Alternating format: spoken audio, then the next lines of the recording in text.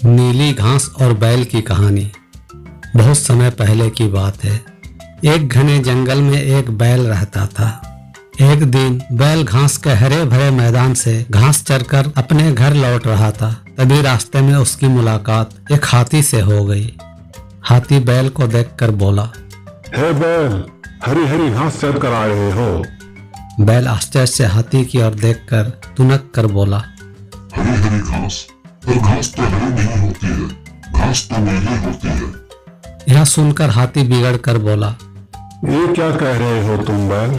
घास हरी होती है, घास कभी भी नीली नहीं होती है। अब हाथी और बैल दोनों में इस बात को लेकर बहस होने लगी कि घास हरी होती है या नीली। दोनों में से कोई भी अपनी बात से पीछे हटने को तैयार नहीं था। काफी देर तक इस तरह बहस होने के बाद भी कोई परिणाम नहीं निकलता। देखकर आखिरकार हाथी बोला, हे बैल, ऐसा करते हैं कि हम इस जंगल के राजा शेर के पास चलते हैं। अब वही इस बात का फैसला कर सकते हैं कि हम दोनों में से कौन सही है और कौन गलत है।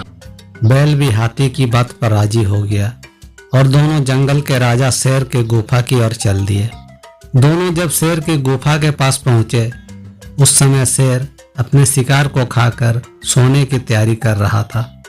हाथी और बैल को अपने पास आता देखकर शेर ने दोनों से पूछा, क्या बात है, इस समय तुम दोनों का एक साथ कैसे आना हुआ?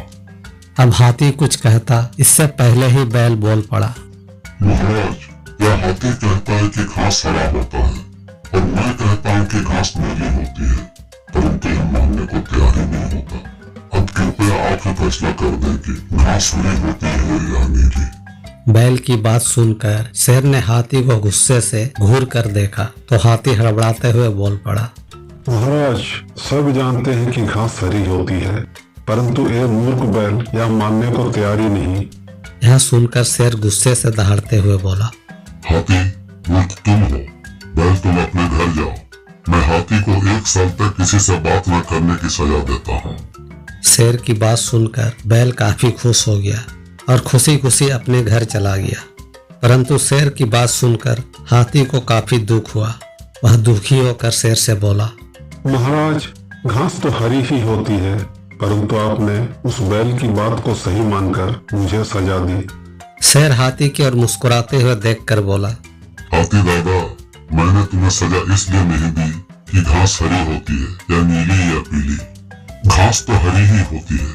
किसी के भी उसे नीला या पीला कह देने से वह नीली या पीली नहीं हो जाएगी। बैल तो वैसे भी कम अक्ल और मूर्ख है, लेकिन तुम तो समझदार हो।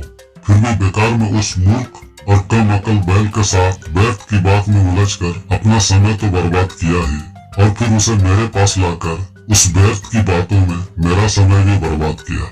इसीलिए यह सजा तुम्हें उस व्यर्थ की बात में समय बर्बाद करने के लिए दी है। हाथी ने अपनी गलती मानी और शेर से बोला, महाराज, मुझसे गलती हो गई, मैं अपने कान पकड़ता हूँ। आज के बाद कभी भी किसी मूर्ख और कम अकल के साथ बेकार की बातों के लिए बहस कभी भी नहीं करूँगा।